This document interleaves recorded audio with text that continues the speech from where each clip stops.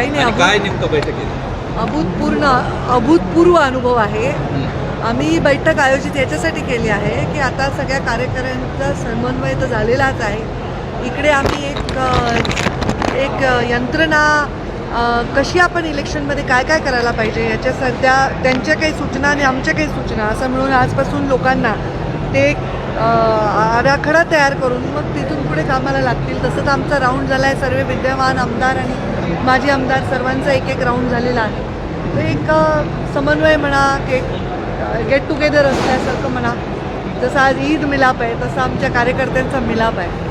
पण हे पहिल्यांदा होतंय का? कारण जे कार्यकर्ते नेते एकमेकाच्या विरोधामध्ये निवडणुका लढायचे ते आज पहिल्यांदाच एकमेकाच्या खुर्चीला खुर्ची लावून बसले.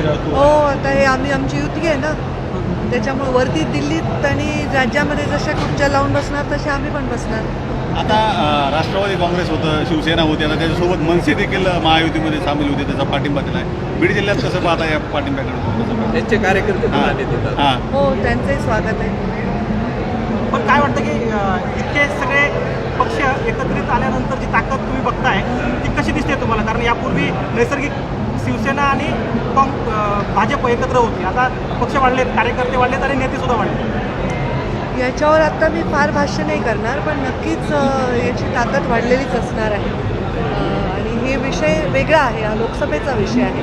लोकसभेमध्ये एक असा चेहरा लागतो जो चेहरा या सगळ्यांना एकत्र बसवू शकतो, एकत्र बांधू शकतो. कारण लोकसभेची निवडणूक ही वेगळी असते, या सगळ्यांच्या मुद्द्याच्या पार असते. तर ते करण्यात बऱ्यापैकी यश आम्हाला आलेलं आहे. सर्वजण एका मुखाने या लोकसभेच्या विजयाच्या दृष्टीने कामाला लागले आहेत.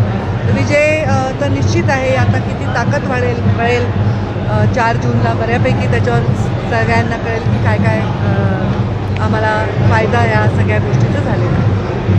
मराठा आरक्षणावर सरकारनं तात्काळ निर्णय घेतल्यास मी उमेदवारी माघारी घेतो असं बजरंग सोनवणे यांनी म्हटलंय मराठा आरक्षण प्रश्नावर. मला याच्यावर काही टिप्पणी करायची नाही, कारण याच्याविषयी काय बोलायचं ते मी सभेत बोलू. ठीक आहे.